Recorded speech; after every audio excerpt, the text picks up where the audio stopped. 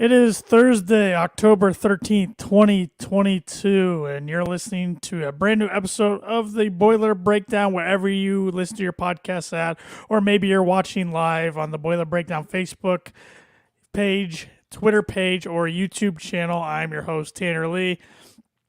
New co-host for me this week. Not my usual co-host, Andrew Eiler. Evan Webb couldn't join us this evening, so I made a call to the bullpen, bringing in my father, Arik Lee. I think, Dad, this might be your first appearance on the podcast besides when you've helped us by moderating our trivia episodes in the past. That would be correct. Yeah. I think. I couldn't remember. We've been doing this podcast ever since 2018, so I couldn't remember if we've had you on in the past or not. So No, this is it. Well, welcome. For everybody who's unfamiliar with your background, you've been a Purdue fan basically your whole life. Yep. Graduate in what, 83. First time I ever saw Purdue on TV was basketball in 1969, the championship game on Wide World of Sports. So I've been involved with Purdue sports for, 53 years. Probably more heartbreak than happiness. Well, you either win or you lose, right? So That's true. That's probably true. seen a lot more wins than I have losses. But Either way, thanks for joining me tonight so I don't have to talk to Boiler Nation by myself. That would be pretty boring for everybody involved out there listening to me just ramble on. But in this case tonight, we do get a recap of win. We're not recapping a loss. We're recapping a big win. Purdue was victorious over the Maryland Terrapins in College Park on Saturday by a score of 31-29.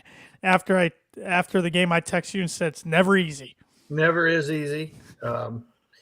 Played a nice game, but you're fortunate to win when you have 3 turnovers. And we had 3 turnovers in the third quarter. And obviously last-minute touchdowns in both the first half and second half were kind of painful to watch, but all's well that ends well. Yeah, Purdue's defense for the most part this year has played pretty well besides the last 2 minutes in a few different first half and second halves. Right. Well, Penn State, you can remember they scored on a broken play touchdown just in the first half, put them up 11, and then obviously scored with 57 seconds to go to beat us, and then the Syracuse debacle. And then giving up the touchdown in the last seconds of the first half, and like I said, in the end of the game against Maryland, they could just wipe out that last 1 minute. Mm-hmm. So, if games were 59 minutes, Purdue would be in the top 10 of the country right now. So, yeah, it's interesting. As Purdue fans, we sit here 6 games in, 4-2. I think most Purdue fans would have been pretty happy with that before the year. A lot of them probably had Purdue predicted at 4-2 through 6 games, but with losses to most likely Penn State and Minnesota, correct. Not Penn State and Syracuse. But here we are. Purdue's this close from being 6-0. But on the flip side, they could be 1-5 or 2-4. 2-4, yeah. Yeah, Florida Atlantic got a little more interesting than it needed to be, but yeah, it's and quite frankly, that's kind of what I expect from here on out. They got 6 games left. I only see one of them that I think should be a very comfortable win, and the rest of them could be dogfights. And that comfortable win, favored in most of them too. Is that comfortable win Northwestern? I'm assuming. Yeah, and I could be wrong, but. They did play Penn State to 17-7, but it helped that there was like in a monsoon, right? But yeah, which Purdue hasn't had their monsoon game this year. It usually comes once a year, and it's never been good either. Well, I mean, we'll talk more about the Maryland game in just a second, but since you said monsoon, that reminded me of the Minnesota game last year where Purdue wore their gold jerseys for the first time since 2003, I believe. Now today they're bringing the gold jerseys back again this Saturday against Nebraska. So I wanted to see what the weather is going to be like. And forecast Saturday in West Lafayette looks like a high of 57, a low of 35. Doesn't look like any rain in the forecast. So. Now, will these be gold uniforms with black lettering on numbers, or yes, just like last year, I'll have black on the shoulders and black numbers, but gold. Black helmets, black pants. So. You probably remember when during the middle of Joe Tiller's tenure, we tried to the gold uniform for the white numbers. And Yeah, it was 2002, and it was too hard to see. Yeah. And then 2003, I liked the gold with black numbers, but they only wore it for a game or two, and then they switched back to the black uniforms in a home game against Arizona. So, I guess that's neither here nor there. But I know some uniform enthusiasts like to talk Purdue uniforms, and maybe later we'll talk Purdue basketball uniforms since they finally revealed those and then got the hype out of the way. But back to the Maryland game, a game. A lot of people weren't giving Purdue a chance. Purdue was a 4-point underdog, 3-point underdog, depending what line you looked at. Of course, what concerned me going into the Maryland game was Maryland's speed. I thought they were about the fastest team Purdue would play all year. Keem Jarrett, I believe is his name. He didn't do much, though. He was the one I was worried about the most. He didn't do much, but some of the other Maryland receivers did. Talia Tungavaloa, he can get you. You get outside the pocket. He can do you some harm. But I thought Purdue's defense played pretty good. Purdue's run defense continues to be stellar at this point. I heard a stat the other day. I think it was on the Gold and Black podcast. Alan Karpick said Purdue leads the Big Ten in the least amount of 10-plus rushes given up and 20-plus rushes given up. They've given up 11 rushes of 10 yards or more and only one of 20 yards or more. And we're not used to that out of Purdue defenses. No, we've been gouged before. And, most of the Big Ten teams, particularly the last few years, run the ball. So you're susceptible to that. We'll get a real test of that next week with Wisconsin. I'm sure we'll see the real Wisconsin start to emerge again. But we'll see. We'll see. The West right now is wide open, but Purdue controls its own destiny. And looking at the Maryland game, looking at the box score, I thought Aiden O'Connell looked more like Aiden O'Connell on Saturday than he did against Minnesota the previous week. He was 30 completions and 41 attempts, 360 yards, 2 touchdowns, 1 interception. The interception was off Charlie Jones's hands, but it was a little behind Charlie. It wasn't behind him. Speaking of Charlie, Maryland kind of shut him down a little bit. Only 3 catches for 15 yards. Yeah. But some other guys stepped up. Payne Durham, another good game, 7 catches, 109 yards and a touchdown. Marshawn Rice, 5 catches, 54 yards and a touchdown, his first reception since the Syracuse game. Tyron Tracy, 3 catches for 48 yards. TJ Sheffield, 4 catches for 48 yards. Devin Mockabee, 3 for 30. Ben Furtney, fullback, had a big play. A lot of people aren't talking about it. He had 1 catch for 20 yards. Dylan Downing, 2 catches for 17. Paul Ferry, 1 for 12. So Aiden spread the ball around big time. He did.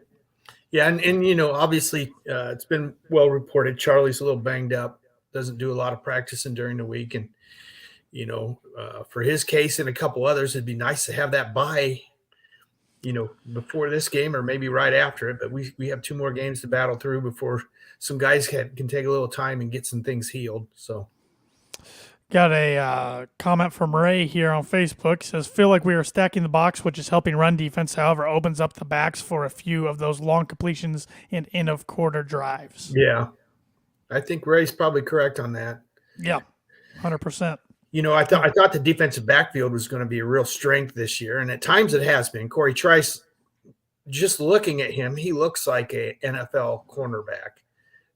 Obviously, getting Jalen Graham back was a huge get. But we have been susceptible to some long ones, and like I said, they're so untimely. Yeah. So. Yeah, speaking of Jalen Graham, he did return to the lineup for the first time since the Penn State game week 1, and it was great to see number 6 back. He led the team in tackles with 9 tackles.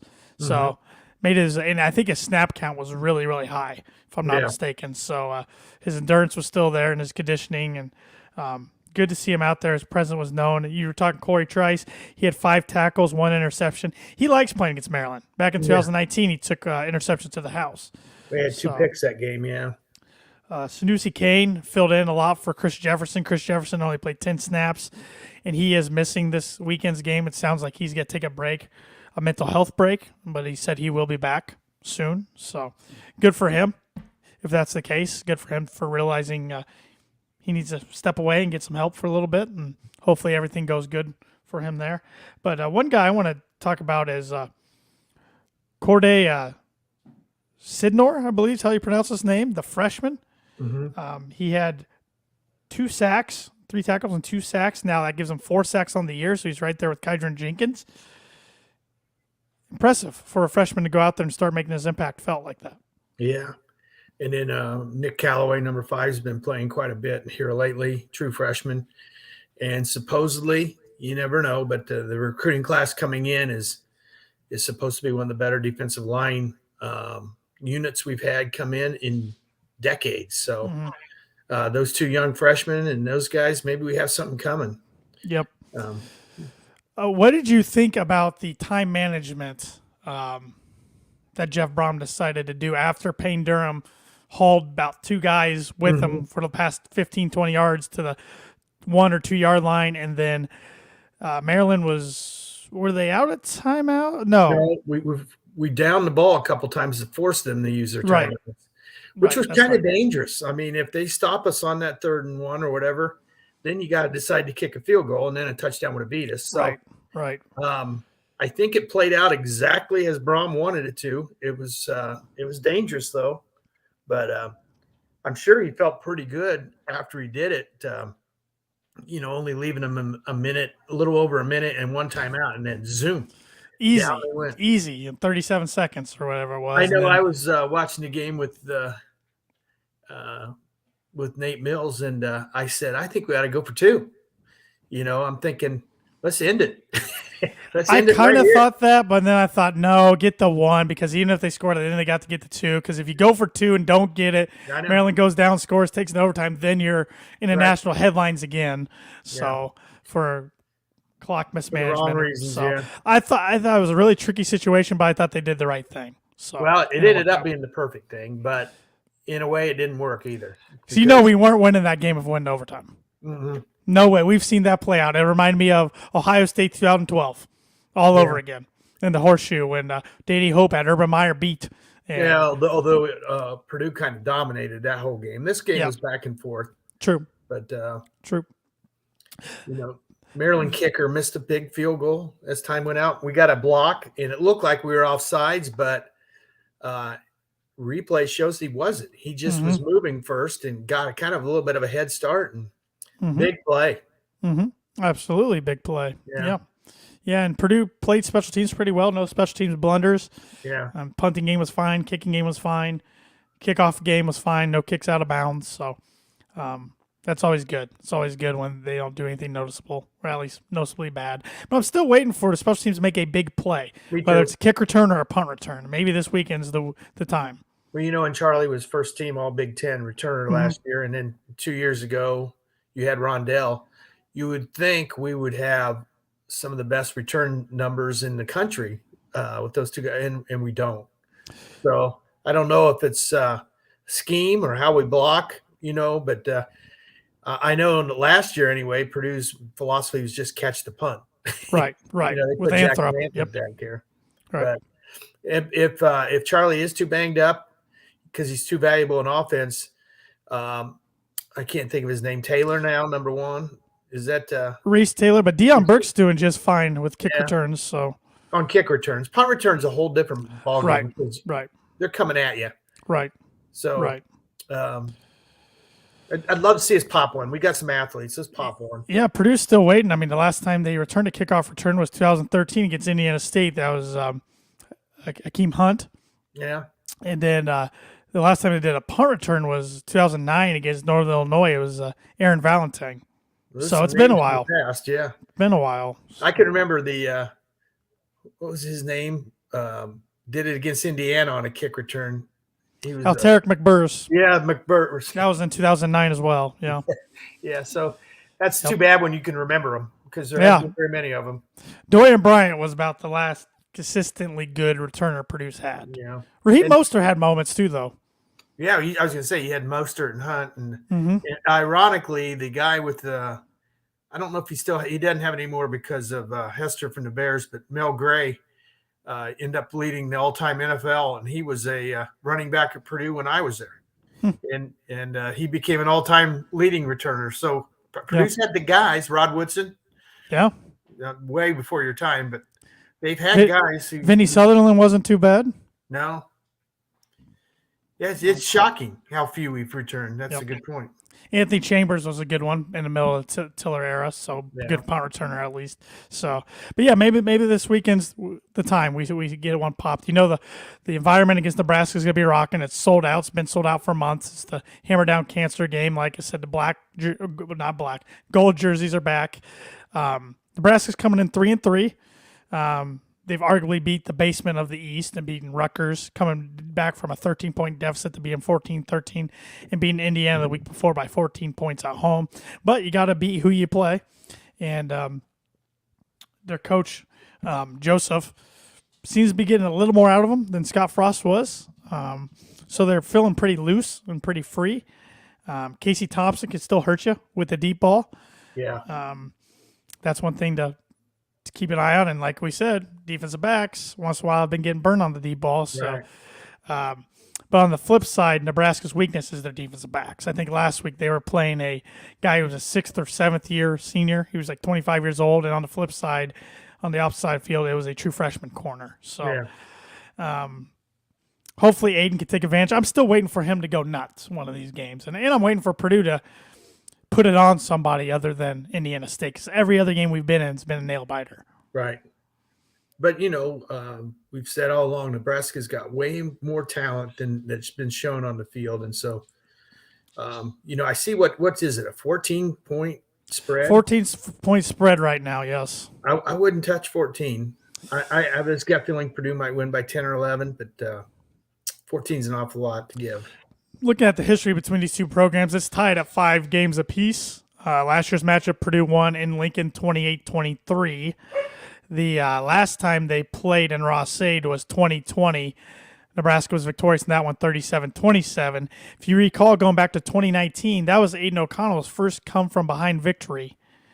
Jack Plummer got hurt that game, and Aiden came off the bench, and they end up winning 31-27. David Bell had an end-around touchdown. Oh, so that was Aiden's first of, I believe, what is now 5 fourth-quarter comebacks, which is the most in school history, and he could have a couple others this year alone. That might be an all-time record at a place like Ohio State, because they're never having to come back in the fourth quarter. That's a good point. A good point. Other games in this series, looking back, Purdue was also victorious in Lincoln in 2018, 42-28. Another Ross-Ade matchup in 2017 was a heartbreaker. A quarterback with the name of Tanner Lee, not myself, led Nebraska to a game-winning drive, 25-24. And then the other 3 matchups were under Darrell Hazel. Well, one was under Jared Parker, I should say. Purdue played Nebraska tough, but lost 27-14 2016. They beat Nebraska. It was one of Darrell's 9 wins, 55-45 in 2015 in Ross-Ade. Right. And they lost to Nebraska in 2014, 35-14. And their first matchup in as Big Ten foes was 2013, which Purdue lost 44-7. Yeah, and I think that may have gotten like 28-0 after the first quarter. So I may be thinking that wrong, but I think that was Rob Henry's last start. I think Danny Etling came in during that game, and then he started the rest of the year, if I'm not mistaken. Yeah. But the only other time Purdue and Nebraska faced before that was back on September 27, 1958. Purdue won 28-0. Yeah, your grandpa may have been there. That was his freshman year. Probably was. Yeah, probably was. So, but let's talk a little bit about Nebraska. No Scott Frost anymore. Like we said, it just didn't go well. The whole program's golden boy, golden son returning after he went undefeated at UCF as a head coach just didn't go well. They tried to hang on as long as they could. Finally cut ties, paid the buyout. So now that's one of the bigger jobs open next year. When you think of Nebraska, what do you think? Because they were dominant for a while when you were watching college football. They were the Alabama of my era growing up. They were invited to the Big Ten for one specific reason. It wasn't for their academic prowess or anything. It's because they're a football power. And I think when they divided it to the East and West, they said, we'll have Ohio State and Michigan over here. Mm-hmm. We'll have Nebraska. And now that Wisconsin's powerful year in, year out over there, with Iowa and Penn State being kind of the third schools. And then, and that's not how it's played out. Nebraska has not held their end. They have been to the Big Ten championship game. I was thinking, Legends and leaders, yeah, right away. Yeah. Wisconsin put it on them pretty good, if I'm not mistaken. it was At least one of those years. Yeah, I think you're right. Yeah, I was thinking of that today. 8 of the 14 schools have participated in the Big Ten championship game at the Illinois, Purdue, which one of those might make it this year. Minnesota. And Minnesota, probably one of those three will make it. Now that Wisconsin has 2 losses, and I think they still have to play Ohio State. No, they got killed by Ohio State. Mm-hmm. But and then in the other division, Rutgers, Maryland, and Indiana haven't been to the promised land, so to speak. So Nebraska hasn't held up their end, but they were unbelievable. I remember when they fired Bo Pelini, he had a record very, very similar to what Paul Christ had. It's about identical. Yeah. You guys would have talked about that last week probably, but interesting to see if Wisconsin might go the way of Nebraska. Even though I think, assuming it just doesn't go off the rails, I think Jim Leonard will end up being Wisconsin's next head coach. So, and he's got his first 2 games were Northwestern, and they ran through them, and then I think they have a pretty go to Michigan State soft game this week. I mean, he could jump out 2-0, and he's got Purdue coming in next week, and the whole fan base could be reinvigorated by this 2-game winning streak. And I wouldn't count them out yet of the West, but I think they have more of a shot than Iowa. Iowa can't score. They don't seem to want to make changes, so I don't understand it. But so the Big Ten West is open. Huge opportunity for Purdue. I would say, this is the best opportunity they've had through a halfway point in October in a while. I know they're searching for their first 4-game win streak since 2018. It feels like it's been longer than that, though. Yeah. But it should be a fun one. 7:30 Saturday night, under the lights, Big Ten Network. And when I think of Nebraska, I can remember when they were good enough to make the championship back in 2001 against Miami, Florida, and lost. Eric Crouch was Heisman Trophy winner. That's kind of back in the Big 12. They kind of dominated the Big 12 early in the 2000s. But then after that, it was Bo Pelini had some success. And then after they let him go, it's kind of been a roller coaster ride. They haven't been – well, now I was going to compare them to Tennessee, but now Tennessee's having a great season. So I don't think you can understand just how good Nebraska was for a long, long time. Well, Osborne barely ever lost. And before him, there was a guy named Bob Devaney, and they were truly one of the team. Nebraska lived through when Miami of Florida was dominant. It was those two, and Nebraska and Oklahoma always played a game in last game of the year in the old Big 8 conference. Both teams would be either undefeated or those days there were 11-game seasons. It'd be 10-0 and 9 versus 9-1, and Keith Jackson be calling it on Saturday afternoon, and that was must-see TV. And there was probably when those two teams were rolling, if there was 10 passes in the entire game, that was an air shootout because those teams didn't pass. Yep.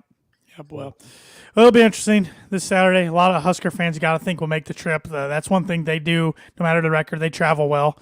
There's not many other things to do in Nebraska, so they bleed. They even follow their or not on the road, but they show out well for their basketball team too at home. So when Nebraska has a home football game, that stadium is the 3rd largest city in the state. Yep, because it's 90,000 big. Yep. So, I got thinking when we were talking earlier, how bad does Nebraska feel for getting blown out by Oklahoma now? Because look what's happened in Oklahoma. So Oklahoma. We'll talk about them in a little bit because we do pick games here on this podcast. Okay. So, any other feelings going into Saturday's game? It's a big game. Yeah. It is. They've got themselves in position. As far as I can tell, the 7 teams in the West, I think Purdue is in the best position of all of them because they've got that win over Minnesota. Yep.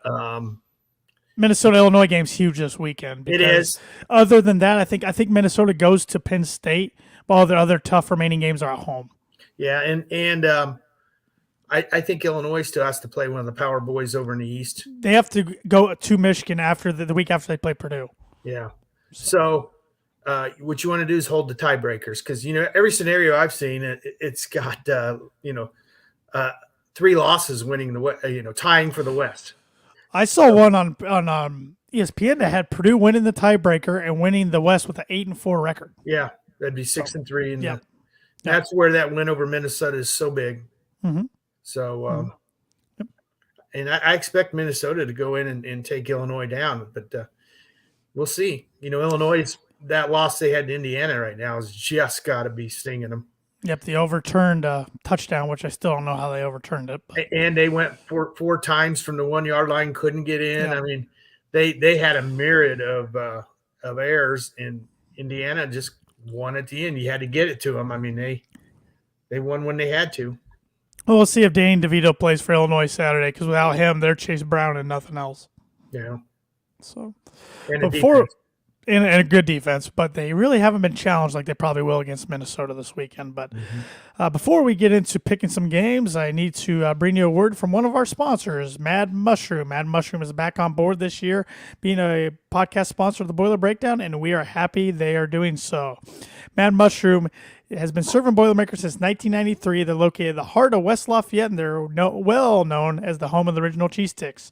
But whenever the Boiler Breakdown podcast likes to go there, we like to sit down and have an ice-cold beer while trying out their latest pizza of the month, which this month, their pizza of the month for October is Rachel's Chicken Parm. It's their traditional pizza sauce. Lots of chicken, mozzarella cheese, Parmesan cheese, and finished with fresh basil. And that's starting at a price of $14. So you know what Peyton Manning would say, chicken parm, you taste so good. So you can get 2 of those bad boys. That would put you over $20. And if you just stop on in, tell them the Boiler Breakdown sent you, you get $5 off any order over $20. Or you can go online at madmushroom.com.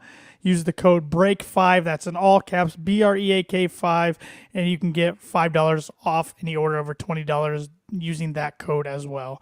That's Mad Mushroom, feed your head. All right, let's pick some Big Ten games now, starting with the one we were just talking about, Minnesota at Illinois. I got Minnesota by double digits. I'm looking up the point spread right now. Minnesota is a 6.5-point favorite. I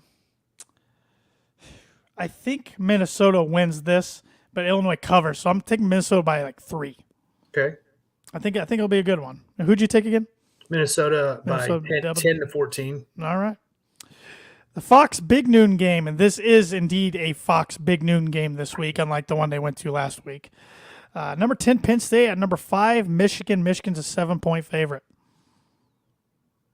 I think they're a lot alike. Penn State maybe has the best defensive backfield in the country. Their running back, who really didn't hurt Purdue bad, has really come on. I think Michigan's a little smoke and mirrors right now. In my opinion, they haven't got a marquee win. Their best win's Maryland at home by 7. Mm-hmm. So I'm going to go Penn State in an upset. That would shake things up. I think it's going to be a good game, but I'm going Michigan. I think Michigan is the number 2 team in the Big Ten, but unfortunately for them, number 1's their rival, and over there in their East, Ohio State, who is off this week. I actually think Ohio State's the best team in the country, but that's just my opinion. Maryland, 12-point favorites at Indiana. I think Maryland wins. I don't think they'll cover. I think it'll be something like at 30-20, 34-24 type game. 10-point game. I could see that. I will say Maryland wins and they cover. I'll say they win by 13. I just don't think Indiana's very good. And I'm not saying that just as a Purdue fan. I think they've taken a couple steps backwards in the last 3 years. Well, they definitely have. They got this stud linebacker, Jones. I think he got dinged up last week against Michigan, and he's very important for him.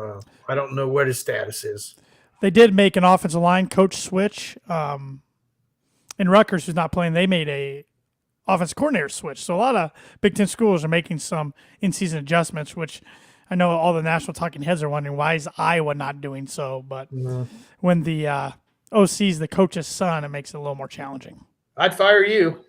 I know you would. I would expect it if I'm only put up 9 points a game and not trying anything else. Wisconsin, 7.5-point favorite at a reeling Michigan State team. 4 in a row in the L category for Mel Tucker and the boys there. I think Wisconsin wins, and I think they'll cover. I agree, but you got to think Michigan State's going to come out trying to fire. I mean, desperation, because they lose this game. That's 5 losses. They're not making a bowl. Right. Because they still haven't played Michigan. Right. So. Yeah, they're and they've still got Penn State too. So. Yeah, that's $95 million right there. Yeah, I know. They're in some trouble. Yep. So top 25 games outside the Big Ten. Ole Miss, 14.5-point favorites at home against Auburn. Talk about a coach that needs a win, Auburn's coach, because every week it seems like, is this the week he gets fired? Yeah, this current coach might be holding that seat for Matt Rule. I think Ole Miss covers that, though. Me too. Kansas, still one of the better stories in all college football. They were handed their first loss of the season at the hands of TCU last week. Taking on Oklahoma on the road. Oklahoma's 3-3. They've lost 3 straight, but Oklahoma's a 9-point favorite in this one. Yeah, I'm going with Oklahoma just because I'm not sure I could say the words that Kansas will beat Oklahoma. I'm taking Oklahoma as well because you just got to think this is the week they snap out of whatever funk they're in. And yeah. Kansas has been a great story. We'll see if their coach stays there. I don't know if he will. I know he likes it there, but how's Marvin Grant doing for them? You know, that's a really good question. I know he starts. Let's see if I can. Because we were all kind of dogging him for going to Kansas. Let's see if I can find some defensive stats here.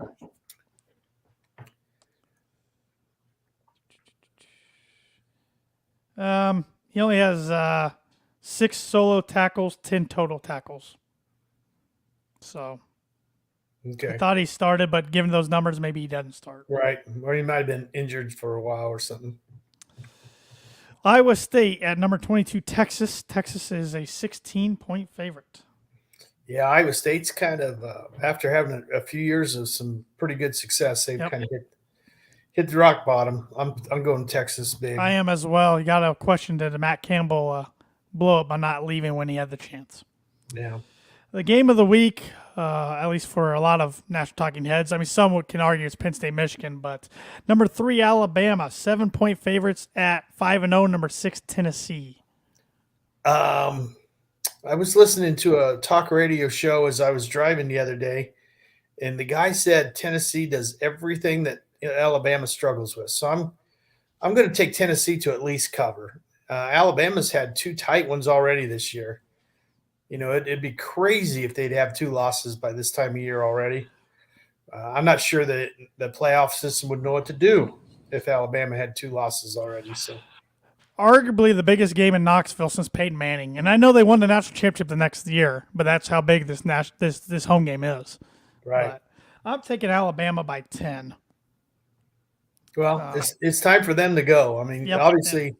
They have probably over 20 NFL players on their roster somewhere, so it's time for them to kick it in. And I know Bryce Young's banged up, but they have like voodoo witch doctors down there in Alabama. I still remember when Tua's legs were beat up, and most teams, that's a season-ending injury, and he's back like in 2 weeks. Yeah. So I don't know how they do it. Saban, I don't know, they'll take a bone off a homeless guy or something if they have to and put it in one of their players. Yeah, you might want to watch it. Good one here in Big 12 country. Number 8, Oklahoma State 5-0 at 5-0. Number 13, TCU, who is a 4-point favorite. So Mike Gundy against Sonny Dykes. And the winner of that game has an outside shot at making the Final Four playoff. Yeah. So I'm going to say TCU gets this one. I'm going to go Oklahoma State. I'm starting to think this is the year they finally get over the hump. They've been so close and just can't quite do it. TCU is a good story, though. I mean, Sonny Dykes was a train wreck at Cal, but got it going again at SMU and took a step up at TCU, and it's going good for him. And it's hard when you replace a legend like you did in Gary Patterson. Right. Good one here, number 15, NC State 5-1 at 5-0. Number 18, Syracuse, who is a 3-point favorite. The more I think about it, I was not impressed with Syracuse when we played them. A couple turnovers that we probably should have had that the refs didn't allow. And you look at their schedule. Besides beating Purdue, they've beat Wagner 59-0. They've beat Virginia 22-20. They beat Connecticut. Virginia's not that good. Beat Connecticut 48-14 and Louisville 31-7. Yeah, I'm thinking NC State. I am too. I just don't think Syracuse is as good as their number 18 ranking. 3 more here. Number 4, Clemson, 6-0 at 4-2 Florida State. Clemson's a 3.5-point favorite. Yeah, I think Clemson gets it done. This Clemson team cannot be confused with the one that Trevor Lawrence was quarterbacking a few years ago. But they're a top 10 team. Yeah, their defense first team, defensive line stacked. I think Clemson gets it done as well. I think Florida State's heading in the right direction, but they have slipped up the past few weeks. So, good one to SEC here. Number 16 Mississippi State 5-1 at number 22 4-2 Kentucky. I don't know if Slovis will be back for Kentucky. They played with a backup quarterback last week, but either way, I'm taking Mississippi State, who is a 3.5-point favorite. Will Rogers is a dark horse for the Heisman right now. Yeah, I'm going to go with Kentucky, but I got you. I don't know why I even say that. It's the home thing, I guess. And a future Big Ten member, USC, number 7 USC 6-0 at number 20 4-2 Utah, who, they lost to Florida, and then they lost to who beat Utah last week? UCLA, future Big Ten member. Beat them pretty good. Yeah. So. Well, the guy I was listening to on the radio the other day is Joe Klatt. Yep. The Fox. Yep. And he shocked me because he says Utah's will beat USC, and he thinks to be by more than a touchdown. He says, and he thought he's the one who made the proclamation of Tennessee beating Alabama straight up, and he also thought Penn State would beat Michigan. And I'm stealing a lot of my thoughts from Joe Klatt. That's all right. They are 3.5-point favorites. I'm taking USC though. I like the way Caleb Williams is playing. I like what Lincoln Riley's doing out there. It's going to be interesting in 2 years when UCLA and USC join the Big Ten. If you were Kevin Warren, Dad, how do you divide the divisions up? Do you do pods? What do you do? If it's in your hands, what do you do with the 16 teams? Well, yeah, it all depends how many teams they end up with. Let's say 16, because I think they'll be sit on 16 at least for a little bit. Yeah, I'd have 4 14 pods. That's how I would too. Like you do the AFC has 16 teams, for instance. Right. And, you play the same 3 teams every year. And, for instance, Purdue's pod would probably be Indiana, Illinois, and Northwestern. That would be a dream. That would be unbelievable, but it's probably be Iowa maybe. Although Iowa would probably be with Nebraska. I don't know how they'd figure it out. Here's my plan, and this is Purdue bias. You have Purdue, Illinois, Northwestern, Indiana. Then you have your more West schools. So you have Iowa, Nebraska, USC, UCLA. Then you have Minnesota, Wisconsin, Michigan State. And then Rutgers, Maryland, Ohio State, Penn State. Yeah, Rutgers and Maryland wouldn't be all that happy with you. That's geographic. But I did see somebody propose one today that has 3 divisions, a West, a Central, and an East. The West being USC, Iowa. This is adding a team or 2. This is adding if they get Oregon and Washington. Right. If they get 18 teams, then you have 3 16 divisions. Yeah. This is USC, Iowa, Oregon, Nebraska, UCLA, Washington. The Central, Michigan State, Northwestern, Illinois, Minnesota, Wisconsin. The East, Ohio State, Penn State, Purdue, Maryland, Rutgers, Indiana. Yeah. I did not see it till right now. It just said Oregon and was it Washington. For some reason, I thought they did 3 of them with 16, which would have been weird. But, yeah. And if they get it to 20, I think you have 4 or 5. Yeah, you're going to have to do some sort of pod system, I think. And if 20, you got to think Notre Dame, maybe one of those, and maybe Stanford. And those 2 teams play this weekend. Notre Dame's 17.5-point favorite. What do you think about that? I think Notre Dame covers that easy. I do too. I think David Shaw should have left when he had a chance because it's not going well for them at all. He will not lose his job. You don't think so? No. Stanford's way too high a principal for that kind of stuff. How about Pat Fitzgerald? No. You don't think he'll lose his job either? He's taken Northwestern to places they never even thought they could get to. Well, they got to the Rose Bowl with him as a player. Yeah. They've never been to Rose Bowl without him either coaching or as a player. That's true. But I don't know. Well, let's round it back. Circle back to the Purdue-Nebraska game. I want your score prediction and your player of the game prediction. My score prediction is 34-23 Purdue. And I'm going to say the player of the game is Mockabee. Devin Mockabee. Without Downing around, he's going to get more and more of a role. We cannot afford to lose that kid right now. He brings something to the passing game and the running game. Jeff Brom did say today Kendo Rue is going to be a game-time decision. Yeah. So it would be nice to have him back in the mix with Lewis and Mockabee, though. It would be nice to. And, somebody who I think's due for a big game is Tyrone Tracy. Yep. The kid's not really a receiver. He's not really a running back. Let's just get him the ball and see what happens. And before I make my predictions, that's one thing that's concerned me about this Purdue team. And I know Brock Thompson's hurt. Jeff Brom made it clear today he's probably still going to be out for a while. Purdue's missing that number 2 wide receiver. Charlie Jones has emerged as their clear-cut number 1, but nobody's stepped up and been number 2 now. TJ Sheffield's shown flashes. Mershawn Rice showed some flashes on Saturday. To be honest, Payne Durham's their number 2 right now, but he's a tight end. Absolutely. Do you think in the back half of the season, since we're at the halfway point, we'll see somebody step up as the number 2 wide receiver? Well, I think Rice has all the potential in the world. And it's a lot of it's trust through Aiden too. It's a lot like the Rams where Stafford just keeps throwing the cup. There's other guys out there, but he trusts Cup, and it's obvious Aiden that trusts Charlie and Payne. I'd like to see the kids finally healthy. Yassine. Yes, number 2. Yeah, Yassine. So and then Burks has showed some flashes. So I think we got the kids out there. Let's just get them the ball. Yep, and there's a lot of guys that haven't, like Colin Sullivan hasn't really played this year. Preston Terrell. So there's others, but they're obviously not playing for a reason. Yeah, they were playing a kid the other day I didn't even know about. Yeah. I can't think of the name off the top of my head without looking at the box. Skinkowski or something like that. Yeah. So because he tried to throw a questionable ball to him in the end zone. Yeah. So I'm going Purdue 37-20. I think Purdue opens it up a little bit, and I'm going to go Aiden O'Connell, player of the game. I think he throws for over 350 yards again. Yeah, I hope you're right. A clean game. Offensive line is a little concerned. They started the year with 8 linemen they felt comfortable with, and now they're down to 6 with Johnson and Craig. Craig done for his career and Johnson done for the season. So now they got 6 they're comfortable with rotating in and out. So getting razor thin there at offensive line. And you have 6 games left. You're bound to getting a few more nicks. So Yep. Well, we will close with some thoughts here in a little bit, but before I do that, I got to give our other sponsor a shout out here, and that is The Shop, who's back for their 2nd season with the Boiler Breakdown.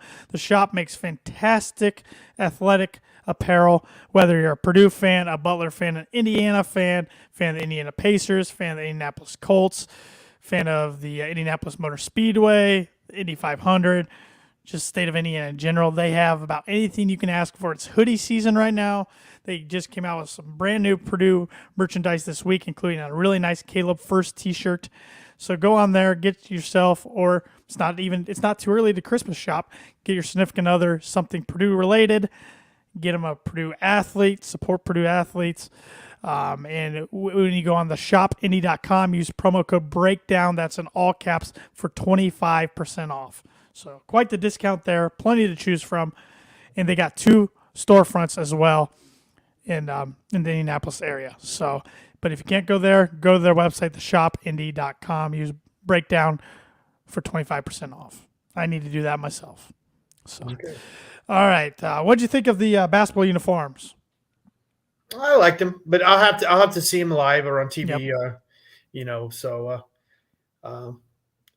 I wouldn't say they're anything unbelievable, but I'm not sure what would. They've had some ugly uniforms over the years sometimes, and you don't even think they were at the time. Then you look back and say, my gosh. So, but I thought they looked fine. Yep. I mean, they were pretty hyped up, but I thought they had a nice, clean look to them. Mm-hmm. The players seem to like them. That's all that matters. If the players like them, if recruits like them, that's all that matters. Right. So, it'll be interesting to see them live. But basketball's right around the corner. We're less than a month away till the exhibition game. Big Ten basketball media days were this week. Matt Painter talked pretty highly of his team. He thinks the front court's one of the best in the nation. He likes his guards. Talked highly of true freshman Braden Smith. So you got to think he's most likely going to be the starting point guard. I think there's some reasons to be excited in West Lafayette. Now, I don't necessarily think it's going to be as good of an overall record as the team had last year, but sometimes when the teams don't have as high expectations, they're more fun to watch. Right. I think the last 6 Big Ten tournaments that have concluded, not the one that started the COVID year and then stopped, I think Purdue has not had to play a game until Friday. That would be a heck of a goal this year. You know, that means you're in the top 4. Mm-hmm. We're very spoiled as a fan base. That year after year after year after year, we're always in the hunt. And we might not take away the big trophies, but he's always got us there. Mm-hmm. And he's as hard on himself as anybody. I mean, he took blame the other day for he thought we had a team that should have won the Big Ten, should have won the Big Ten tournament, should have made the Final Four. And he said we didn't do any of those. Well, and you think back to that Big Ten season last year, we had 3 shots go in against us at the buzzer, basically. Yep. All 3-pointers. One half quarter, one banked in, and one just a normal 3. One from a kid who never hits a 3 in his life, that Michigan State kid. So, I mean, and we had a really tough schedule. You know, this year our schedule looks pretty. You don't know till the season starts. You just always assume these guys are good, these guys are good, these are guys good, but it looks very manageable. But you still, I mean, you got West Virginia on a neutral floor at Florida State, and then the PK tournament. So. No, I'm talking our Big Ten schedule. Oh, I'm sorry. I think our preseason schedule is very underrated. Yeah. Sounds like we're working against the press a lot because of Florida State, Marquette, and West Virginia. And quite frankly, nobody in the Big Ten really presses. Iowa. But, you know, we always worry about Iowa's press, always worry about it, and we beat them. And then in the Big Ten championship game, they only pressed us once the whole game. Yep. But they still beat us. Yep. So. And then they got bounced in the first round. So when everybody was picking them for a Final Four darling. Yeah. So it is what it is. It's always fun. I think Big Ten basketball, it might be a little down in the media's eyes this year, but I still think it's going to be a pretty competitive conference. They're going to have a lot of teams, in my opinion, that make the NCAA tournament as a 6 through 9 seeds. They might not have a top 1 or 2. Indiana's barking a little bit, but we'll see. They still don't have a shooter. They got a lot of stuff. And their front court's supposed to be so good, but, you know, like you said, we got a pretty good one too. Yeah. It's just we got a lot of guys who are unproven. We got some red shirts that'll probably play. Right. Some true freshmen that'll probably play. A senior transfer that's going to play a lot. So, and Indiana's very old. You know, Jackson Davis is 4th year, Race Thompson 6th, Xavier Johnson 5th or 6th, Miller Kopp 6th. Yep. I mean, they're an old team. They're probably older than a couple of the NBA starting 5s. Well, Jackson Davis been rumored to the NBA since his first year in Bloomington, and here he is, his 4th year. He might stay around another year. You know, he's got a COVID year available to him as well. He gets a lot of money. Probably makes more than he would in the NBA right now. $500,000 a year. That's better than going to Europe. Yep. True. So, any final thoughts as we wrap up the podcast, Dad? I'm excited for Saturday. It seems like it's been months since we played a home game. And, boy, you know, October is supposed to be the month that was going to make or break us, and so far, so good. Yep, 2 for 2 so far. If they could, my goal was 3-1. If they can get this, I'll be pretty happy. And then if they could go get this and Wisconsin be 6-2 going into the bye, I think that's every Purdue fan's dream. So I don't know. I don't know about you, but it's enjoyable that Purdue football is fun again, because college football, there's not much like it, especially on a Friday or early Saturday morning on the campus. You can feel the energy and the buzz in the air. Well, there's nothing better than watching a Saturday night game when your team's already won on Saturday afternoon. It's very relaxing. I can't even watch the Big Ten Network when we lose. So, big Purdue fan and one of our golf buddies chiming in here. Ray Davis says hello. So, hey Ray, thanks for thanks for tuning in tonight. I know he probably has a Boiler W and hit for his prediction on Saturday. So good deal. Well, Dad, it's been fun. Thanks for filling in for Evan and Andrew. Some big shoes to fill, but I think you did just fine. And if anybody wants to follow you on Twitter, your handle's @BucketBoy. You don't tweet very often at all. I did. If you do, it's 14 once. If you do, it's probably Purdue or Phil Mickelson related. But that's right. If anybody wants to give you a follow out there, you're @BucketBoy. So thanks again, Dad. Let's boiler up, hammer down, and beat the Cornhuskers. Let's go.